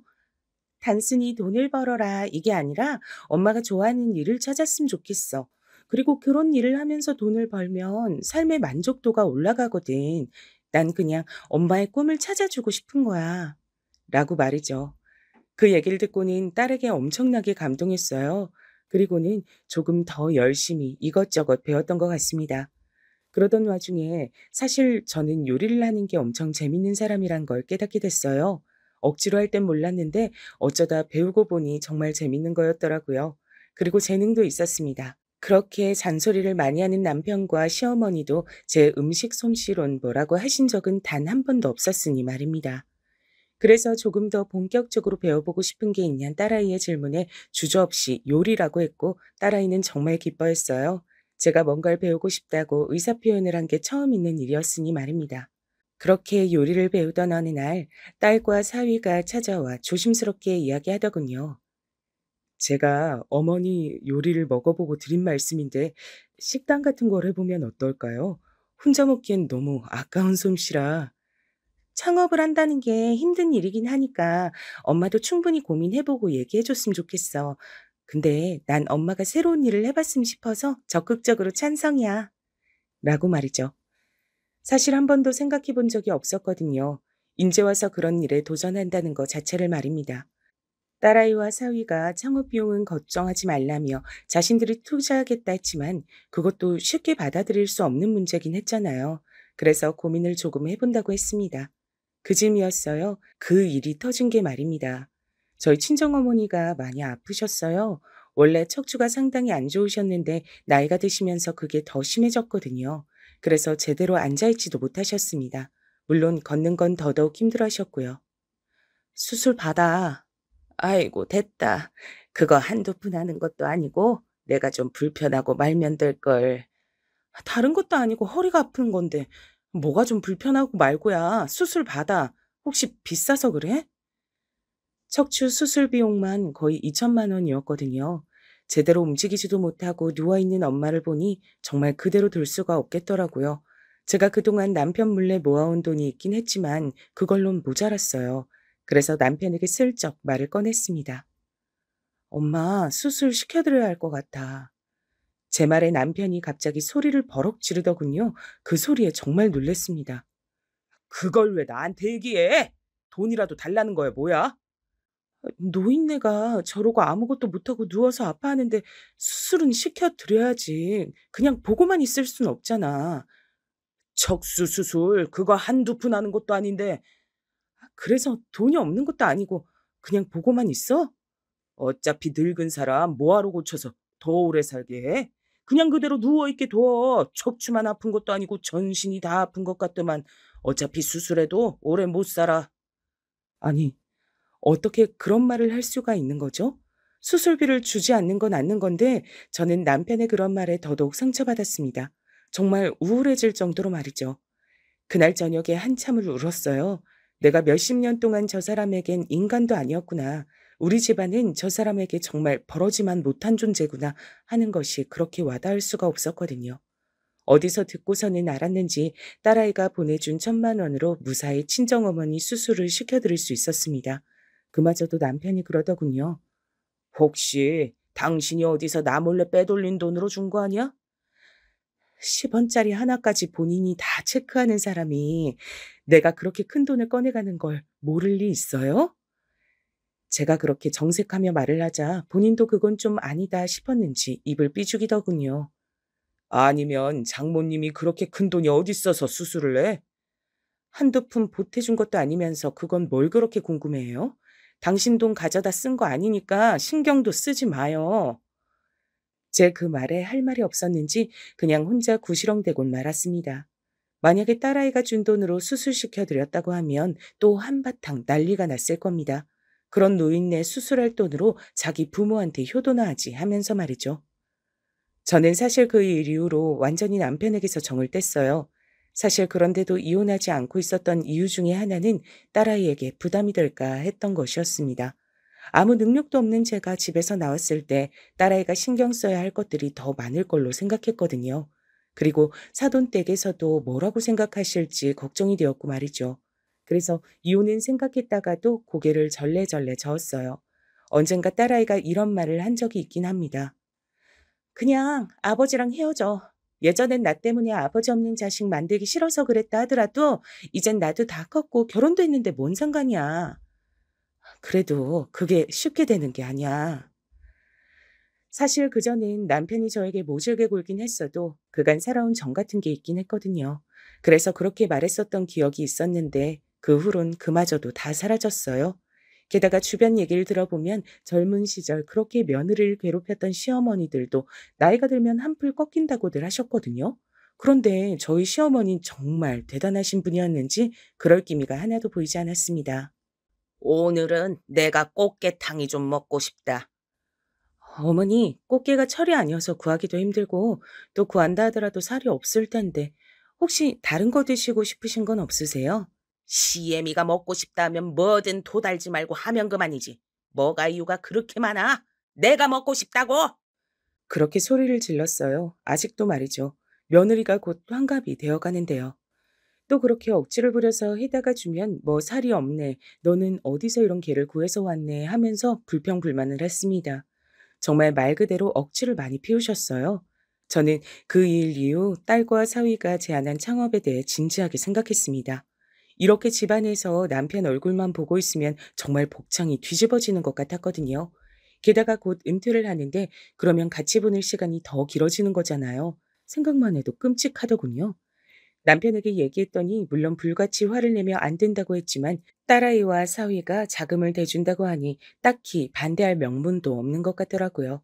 그냥 전에는 자기 엄마밖에 모른다고 막말하길래 그럼 딸내미한테 좀 잘하길 그랬냐. 아들 아니라고 구박하면서 학교도 학원도 보내는데 한 푼도 안 준다고 입버릇처럼 말한 거 잊었냐. 애는 아직도 그거 기억하고 있다고 하니 쩝 입맛을 다시며 입을 다물더군요. 자기가 생각해도 할 말이 없었을 겁니다. 실제로 그런 이유로 지금도 딸내미 앞에선 말 한마디 제대로 못하니까 말이죠. 원래 뭐라고 한 적이 한 번 있긴 했어요. 제 생일엔 선물이다, 현금이다, 밥이다 거하게 챙기면서 지 아빠 생일엔 계좌로 용돈을 붙이고 전화 한 통 한 게 다였거든요. 너는 네 엄마랑 날 이렇게 대놓고 차별을 하냐? 어? 아버지도 저 딸이라고 하나도 해주는 거 없이 키우셨잖아요. 솔직히 아버지가 저에게 그런 말 할 자격은 없다고 생각하는데요. 먹여주고 입혀줬으니 전 딱 그만큼의 도리만 할 겁니다. 저한테 그 이상을 바라시는 건 너무 염치가 없으세요. 정색하며 우다다 이야기하는 딸아이의 모습에 그 이후로는 절대 그런 말들을 딸아이 앞에선 꺼내지 않습니다. 본인도 부끄러운 줄은 아는 거죠. 그래서 그 창업 문제도 제 앞에서만 뭐라 마음에 안 든다고 얘기했을 뿐 딸 앞에서는 말 한마디 못했어요. 그건 시어머니도 마찬가지였습니다. 시어머니도 언젠가 한번 너는 할머니는 안 보이냐 타박했다가 할머니가 저한테 해준 게 뭐가 있으시냐 아들 아니라고 구박받게 더했냐 지금 저한테 뭔가를 바라시는 건 너무 양심이 없으신 것 같다며 한바탕 난리가 난 적이 있었거든요. 그 이후론 손녀 얘긴 잘 하지 않으셨어요. 가끔 나와도 그 싹퉁 바가지 정도로만 얘기했고 말이죠. 물론 저에겐 네가 하면 뭘 하겠냐는 둥, 너는 그냥 조용히 집에서 살림이나 하라는 둥, 네가 요리 잘한다고 하니 진짜 그런 줄 아느냐는 둥 그런 소리를 해대긴 하셨지만 말입니다. 거의 망하길 바라며 저주하다시피 했지만 그 두 사람의 말과는 반대로 초반부터 장사가 꽤 괜찮게 됐어요. 물론 그마저도 남편과 시어머니는 오픈빨이라는 둥, 원래는 처음엔 장사가 잘 된다는 둥, 여전히 그런 말만 해댔지만 말입니다. 저도 장사에 재미를 붙여가고 있었어요. 손님들이 맛있다고 해주시면 기분이 너무 좋고 한 번 오셨던 분이 다시 오면 정말 눈물이 날 것 같은 기분이 들기도 했습니다. 그냥 그 모든 게 너무 재밌었어요. 그리고 무엇보다 제 손으로 돈을 버는 행위 자체가 참 뭐랄까 뿌듯하더라고요. 남편에게 이제 더 이상 생활비가 어쩌고 하는 싫은 소리 하지 않아도 되고 더 이상 눈치를 보지 않아도 됐고 말이죠. 그전엔 생활비로 10만 원만 더 나가도 살림을 잘하네 못하네 사치를 하네 아니네 하면서 말도 안 되는 소리를 해댔었거든요. 그리고 무엇보다 제가 번 돈으로 눈치 없이 뭔가를 사고 입고 하는 것들 그리고 저희 친정 엄마에게 용돈을 줄 수 있다는 게 정말 눈물이 나게 기뻤습니다. 그런 건 처음 해봤거든요. 제가 일이 바빠지자 남편과 마주치는 시간도 줄어들었고 그건 당연히 시어머니와도 그랬습니다. 그래서 거기에서 받는 스트레스도 많이 줄었어요. 만나는 사람마다 바쁘다더니 얼굴은 더 좋아졌네 하는 말들을 들었습니다. 한창 그렇게 바빠서 정신이 없을 때 시어머니 생신인 날이 있었던 적이 있어요. 이때 있었던 일을 말씀드릴까 합니다. 원래 시어머니 생신 땐 제가 음식을 했는데 이번엔 정신이 없어서 제대로 가진 못했어요. 평소에 해드렸던 것보다 가짓수가 조금 적긴 했습니다. 그래도 그만큼 용돈을 더 챙겨드리면 된다고 생각했죠. 그래서 그날은 가게 휴무이기도 해서 오전 일찍 음식을 해 시댁에 들고 갔습니다. 그런데 시어머니는 보자마자 이렇게 말했어요. 이게 다냐? 아, 이번엔 가게 때문에 정신이 없어서요. 그래도 어머니가 좋아하시는 건 다 했어요. 미역국이랑 꽃게탕, 갈비찜 하는데 시어머니가 제가 들고 온 미역국 냄비를 바닥에 집어 던지시더군요. 제가 너무 놀라서 그 자리에 굳어 있었습니다. 돈 좀 번다고 시어머니한테까지 유세를 떨 작정이지 네가? 아, 아니 어머니 어디서 이따위 음식들을 시어머니 생일이랍시고 들고 와? 네가 지금 제정신이냐? 어? 아니 이게 다가 아니고 뭐? 뭐가 더 있는데? 아니 뭐가 더 있대도 너 요즘 오라고 해도 가게 때문에 못 온다. 뭐 해달라고 해도 바빠서 못한다. 마음에 안 드는 게 한두 가지인 줄 알아? 그런 얘기를 가만히 듣고 있는데 저도 그동안 쌓였던 게 터지는 기분이 들더군요. 아니 어머니, 제가 진짜 바쁜 게 사실이고 하기 싫어서 안 하는 게 아닌 것도 사실이고, 그리고 주변에 한번 물어보세요. 나이 60이 다 돼서 아직도 이렇게 시어머니 시집살이 하는 며느리가 있는지요. 저는 듣지도 보지도 못했네요. 다른 댁 시어머니들은 그래도 나이가 들면 성격도 유해진다는데 어머님은 왜 갈수록 점점 더 괴팍해지시는지도 모르겠고. 뭐? 괴팍? 이게 말 다 했어? 하면서 시어머니가 그대로 제 머리채를 잡으셨습니다. 어찌나 힘도 좋으신지 전 그대로 끌려갔어요. 그렇게 아프다고 소리를 지르는 저를 한참을 머리를 쥐뜯고 나서야 놓아주었습니다. 전 그대로 그 집을 나왔고요. 눈물이 나더라고요. 엉엉 울면서 집으로 돌아왔습니다. 그리고 한참을 앉아 있는데 남편이 왔어요. 시어머니에게 얘기를 다 들었다는 듯 들어오자마자 절 향해 소리쳤습니다. 당신 미쳤어? 어머니한테 그런 소리를 해? 어머님이 바쁘다고 그동안 얼마나 당신을 봐줬는데 생일에 평소만 못하면 어른으로선 당연히 서운할 수 있는데 거기다 대고 시집살이니 괴팍하다느니 그런 얘기를 해? 지금 당장 다시 가서 무릎 꿇고 싹싹 빌어. 어머님이 안 받아주신다고 해도 빌어, 당장! 그런 말까지 들으니 더 서럽더라고요. 물론 남편이 제 편이라거나 절 이해해 주거나 했던 적이 평생 가야 없긴 했지만 이 나이에 이 꼴을 당하고 앉아있는 자기 아내에게 얘기를 들어볼 생각은 하나도 하지 않고 대뜸 소리만 지르는 저 모습이 말입니다. 그래서 저도 모르게 큰 소리가 나갔어요. 당신 눈에 내 꼴은 안 보여? 라고 말이죠. 남편은 처음 보는 저의 그런 모습에 상당히 놀란 듯 멈칫했습니다. 하지만 물러설 생각은 없어 보였어요. 어른이 말 안 들으면 자식한테 좀 그럴 수도 있지. 내가 어머니 자식이야? 난 우리 엄마 자식이야. 며느리도 자식이지 뭔 소리야? 당신 여태 그런 마음으로 우리 어머니 대한 거야? 어머님이 나를 단 한 번이라도 자식으로 생각해 준 적이 없는데 내가 무슨 어머님을 부모로 대해.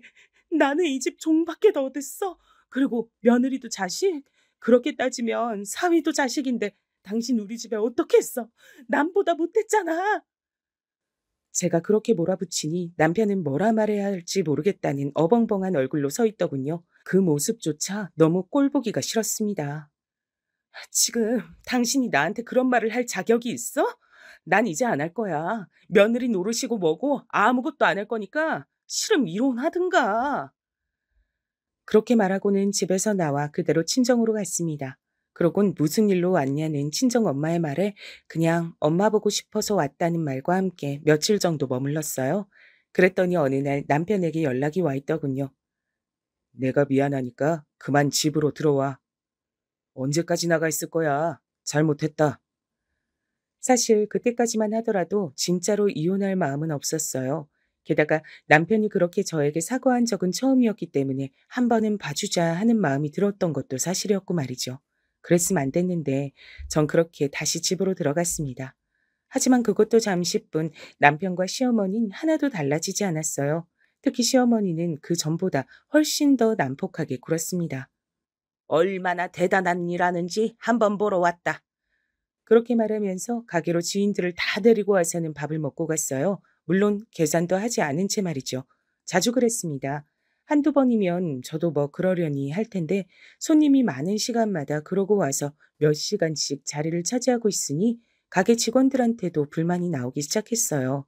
그래서 가족끼리 모인 날 제가 조심스럽게 얘기했습니다. 바쁜 시간은 피해서 오시거나 아니면 횟수를 좀 줄여달라고 말이죠. 그랬더니 정말 버럭 화를 내시더군요. 아니 그 정도도 못해줘서 시애미한테 언제 와라 오지 마라 하는 게냐? 너는 대체 전에 나한테 그렇게 맞고도 정신을 못 차리는. 뭐라고요? 할머니, 엄마 때렸어요? 그 자리엔 딸도 있었거든요. 시어머니는 자기의 화를 주체하지 못하고 그 말을 내뱉었다가 딸이 소리를 버럭 지르자 아차하는 얼굴로 눈을 질끈 감았습니다. 하지만 이내 다시 뻔뻔한 얼굴로 돌아 말했어요. 어른이 자식 잘못하면 그럴 수도 있지. 말도 안 되는 소리 하지 마세요. 어디가 우리 엄마가 할머니 자식이에요? 단 한 번이라도 자식 대접을 해주긴 하셨어요? 시도 때도 없이 불러내서 일시키고 아들 못 낳는다고 구박하고 뻑하면 불러내서 괴롭히고 세상에 어떤 부모가 자식을 그렇게 막대해요? 할머니는 양심이란 게 있으시면 그렇게 말씀하시면 안 되죠. 자식? 자식이요? 딸아이의 그 말에 시어머니도 버럭 소리를 질렀습니다. 이게 지 잘났다고 어른한테 아주 막 대들지? 너네 집 시부모님들은 아냐? 네가 이렇게 버릇없고 막대 먹어낸 거? 저희 시어머니는 저한테 진짜 잘해주셔서 그런 거 모르시거든요.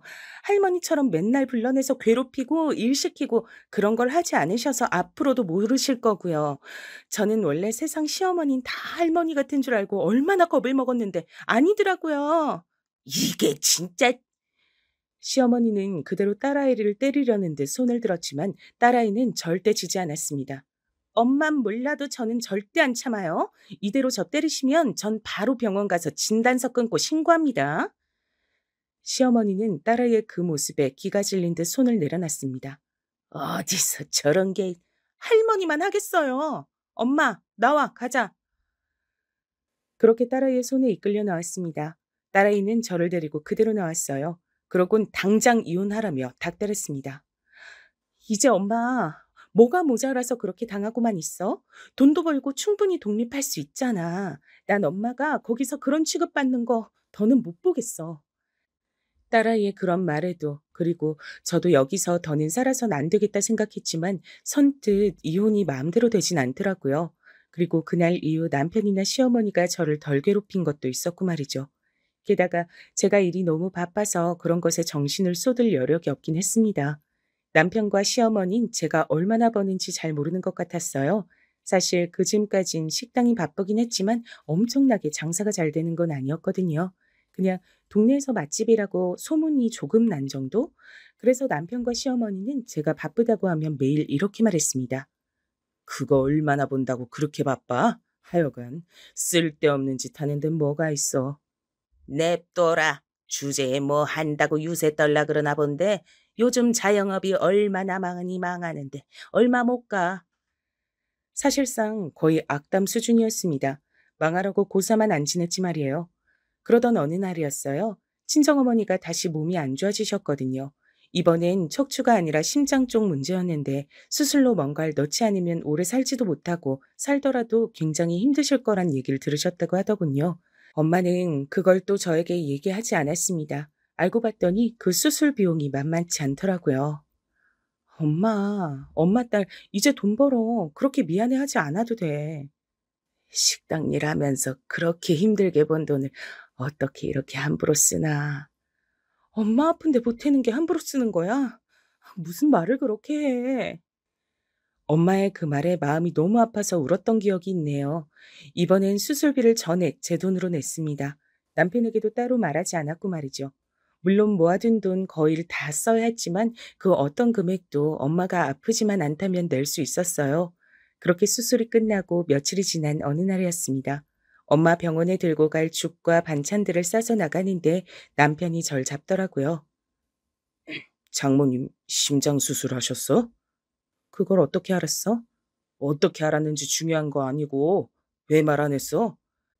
전에 엄마 척추 수술할 때 일이 생각나서 아예 얘기하지 않은 거였거든요. 뭐 얘기한다고 해서 걱정을 하거나 뭘 해줄 사람도 아니었고 말이죠. 그래서 그냥 얘기하지 않은 건데 남편은 다른 부분에 꽂힌 듯 했어요. 수술비 어떻게 했어? 들어보니 심장 수술이 한두 푼이 아니라던데. 그게 왜 궁금한데? 장모님이 그 돈이 있을 리 없고 당신이나 희은이 돈 받은 거 아니고? 그렇다고 한들 그게 뭔 상관이야? 당신한테 달라고 한 것도 아닌데. 나랑 왜 상관이 없어? 당신 돈이면 그건 공동재산이니까 나한테도 논의해야 있고 희은이 돈이면 대체 언제까지 자식한테 손 벌려가며 병치래야 하는데 그것도 지 부모 아니고 왜 할머니를. 결국 돈 얘기더군요. 제가 어이가 없어서 말했습니다. 내가 번 돈인데 그게 왜 공동재산이야? 그럼 나는 내가 번 돈인데 당신한테 생활비 왜 줬어? 그걸 생활비 줬다고 할 수 있어? 말 그대로 최소한 먹고 자고 할 비용을 준 거지. 가스비, 전기세, 그리고 장 보는 비용 등등. 정말 생활에 필요한 금액 말고 10원 한 장 당신이 나한테 돈을 더 준 적이 있어? 매달 어디에 얼마 썼는지도 보고받았잖아. 남편은 그 말에 입을 다물더군요. 할 말이 없었겠죠. 하지만 그 뻔뻔함은 상상을 초월했습니다. 그럼 당신도 나한테 생활비 줘. 그럼 네가 살림도 해. 너무 화가 나서 버럭 소리를 질렀어요. 지금 무슨 말도 안 되는 소리를 하나 싶더라고요. 당신이 살림 살고 요리하고 다 해. 그러면 내가 생활비 줄 테니까. 대신 매달 어디에 얼마 썼는지 나한테 꼭 보고하고. 그랬더니 할 말이 없는지 입을 삐죽거리더군요. 어디서 말도 안 되는 소리를 하고 있어. 남자랑 여자랑 같아? 뭐가 다른데? 그리고 그래서 당신이 여태 나 그렇게 취급하면서 살았잖아. 왜? 그걸로는 아직 부족해? 그렇게 또 한바탕 난리가 나며 그 일이 지나갔습니다. 아니, 저는 아무리 뻔뻔해도 본인 입으로 저런 소리를 할 줄은 몰랐거든요. 척추 수술 때 늙은이 그렇게 더 살아서 뭐하냐고 그렇게 막말을 하던 사람이 제가 그걸 다 얘기하겠냐고요. 그때부터 저는 이혼을 하기로 마음을 먹고 여기저기 상담을 다녔습니다. 물론 딸아이의 도움을 받아서 말이죠. 저는 사실 사위나 사돈댁이 어떻게 생각할까 싶어서 더 못한 것도 있었거든요. 겉으론 괜찮다, 상관없다고 해도 속으론 무슨 생각들을 할지 사실 모르는 일이잖아요. 그런데 사위는 진심으로 저의 그런 선택을 응원해줬습니다. 저는 어머님의 선택을 정말 응원하고 존중합니다. 그동안 아버님이 어머님한테 하시는 행동들을 보면서 옳지 않다고 생각했던 적도 많고, 그리고 새로운 인생을 시작하시기에 나이가 무슨 상관이 있겠어요. 저희 집에서도 그런 건 전혀 개의치 않아들 하시니 너무 걱정 마세요. 그 말에 굉장히 용기를 많이 받긴 했어요. 고맙기도 했고 말이죠. 그렇게 저는 남편과 한참 이혼 준비 중이었습니다. 물론 남편은 몰랐고 말이죠. 남편은 제가 그동안 계속 참으며 살았고 최근에 이렇게 장사하고 제가 밥벌이를 하면서도 별 다른 행동을 하지 않으니 그냥 이렇게 살겠다고 생각하는 모양이었어요. 그러니 저에게 계속 막대할 수 있었던 거겠죠. 그러던 어느 날이었습니다. 여느 날처럼 시어머니가 절 부르셨어요. 보나마나 반찬 같은 것들을 해달라고 한다거나 심부름이었을 거라 가지 않을까도 생각했지만 그마저도 얼마 남지 않았다는 생각으로 시어머니 집에 갔었습니다. 물론 제 예상처럼 음식을 해달라, 청소해달라 그런 얘기를 하기 위해 부른 건 맞았어요. 그런데 시어머니의 모습이 평소와는 달라 보이긴 했습니다. 어디 안 좋으세요? 시어머니는 한눈으로 봐도 어딘가 아파 보이는 사람의 모습을 하고 있긴 했어요. 제가 그렇게 묻자 아픈 몸을 하고도 저에게만큼은 지고 싶지 않은 건지 아니면 자신이 늙고 아프단 걸 저에게 보여주는 게 자존심이 상했던 건지 어떤 건지 눈을 부릅뜨고 째려보더라고요. 정말 대단하신 분이죠? 그냥 감기가 좀 걸렸을 뿐이다. 시애미가 뭐 해달라 하면 그냥 군말 없이 해주는 거지. 뭐 입을 그렇게 많이 대? 아프냐 한마디 물었을 뿐인데 그렇게 나오는 사람이 저희 시어머니셨어요. 저도 그래서 더는 묻지 않았습니다. 그냥 해달라는 거 해드리고 나왔어요. 마지막이라고 생각하니까 별로 그다지 화도 나지 않더라고요. 그리고 며칠이나 지났을까요? 가게에서 일을 하고 있는데 남편에게서 다급하게 전화가 왔습니다. 병원이라더군요. 그래서 일을 직원들에게 맡기고 병원으로 달려갔어요. 시어머니가 쓰러지셔서 입원하셨더라고요. 원래 신장 쪽이 안 좋았었는데 요즘 들어 심해지셨던 모양이야. 그래서 투석을 받아야 한다네. 남편이 그렇게 말을 하는데도 제가 무감각한 얼굴로 남편을 가만히 바라봤거든요. 남편이 말을 이었습니다. 일단 급한 대로 내가 병원비는 다 냈어. 뭐 병원비 낸 거 두고 뭐라고 할 생각도 없었어요.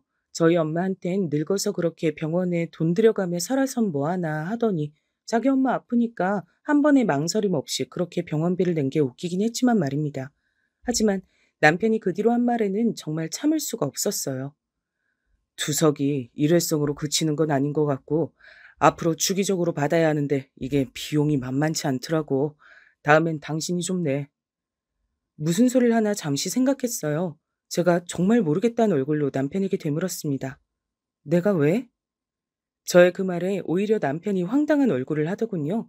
정작 황당해서 말도 안 나오는 건 저였는데 말입니다. 왜냐니? 어머니 아프신데 그럼 안 하려 그랬어? 당신은 안 했잖아. 우리 엄마 아플 때. 그 말에 남편이 잠시 굳은 듯 했어요.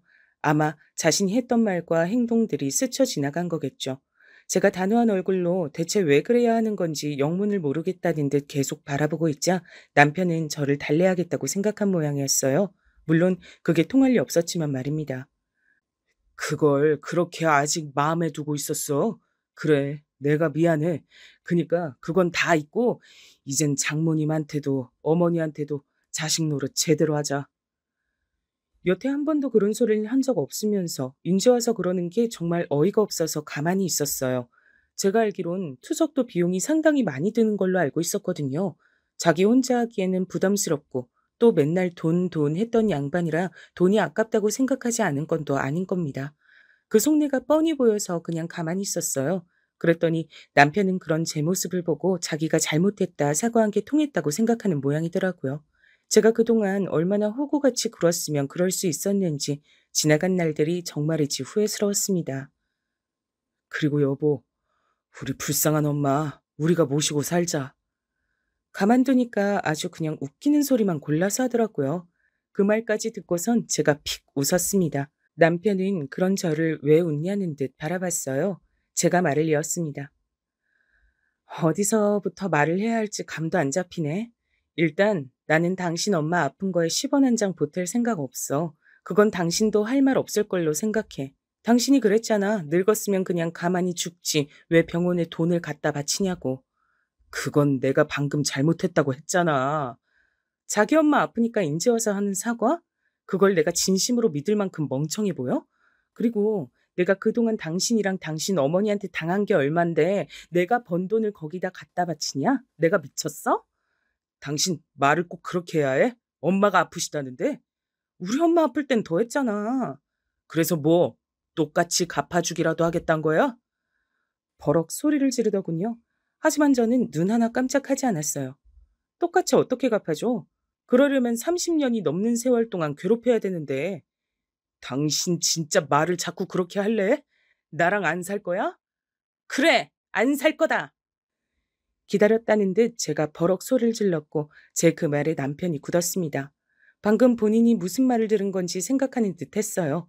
그리고 이내 이해를 했는지 버벅대며 말을 이어가더군요. 아마 제 입에서 그런 말이 나올 거라곤 단 한 번도 생각해보지 못했다는 듯 엄청나게 당황한 모습이었습니다. 이, 이혼이라도 하겠단 거야? 그래, 이혼하겠다는 소리다. 이미 변호사 만나고 있었는데 잘 됐네. 그 시기가 좀 당겨지겠네, 나도. 뭐? 이미 준비를 하고 있었다고? 남편은 정말 놀란 듯 했어요. 그럼 내가 죽을 때까지 당신이랑 당신 엄마한테 그런 대접받으면서 살 걸로 생각했어? 대체 뭘 믿고?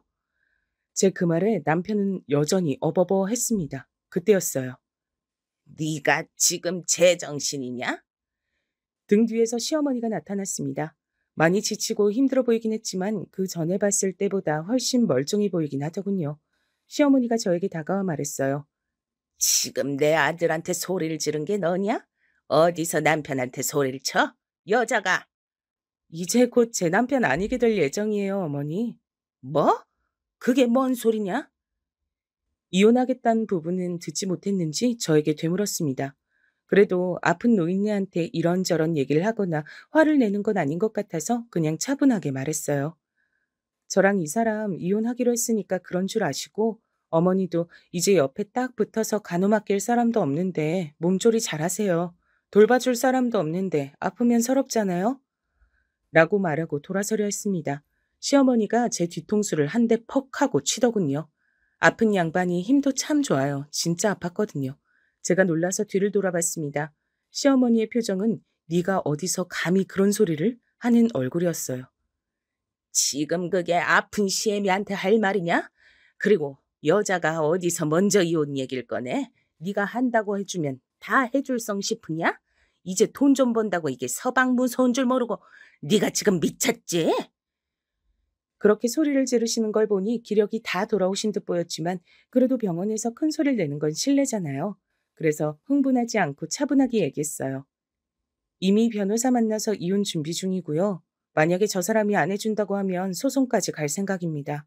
여태 저 사람이나 어머님이 저한테 하신 것들 다행히 휴대폰이나 그런 것들에 남아있는 게 많아서 소송하면 무조건 제가 이긴다고 하더라고요. 그리고 방금 때리신 거 아마 문제 삼으려면 삼을 수 있겠죠.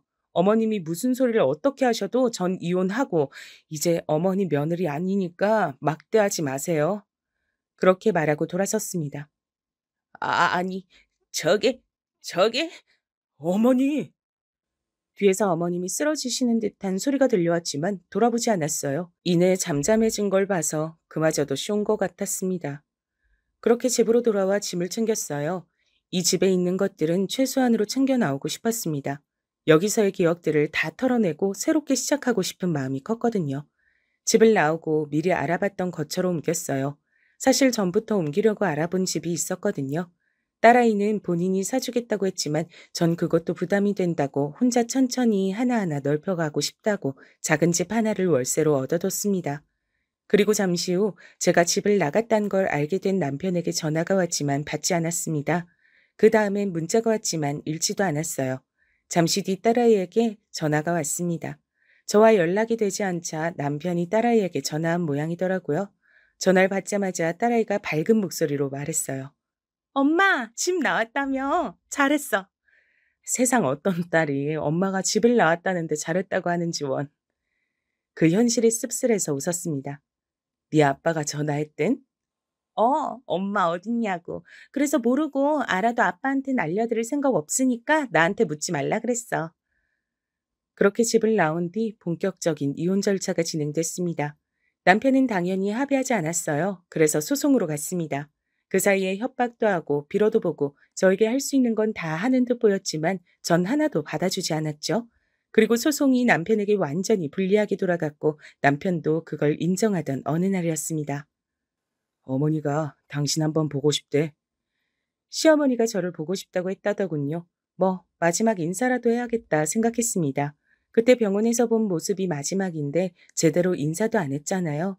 어쩌면 이제 살아생전엔 평생 볼 일도 없을 수 있으니 그냥 인사나 하러 가야겠다 하는 마음으로 찾아갔어요. 그간 미안했다. 그러니 그만하거라.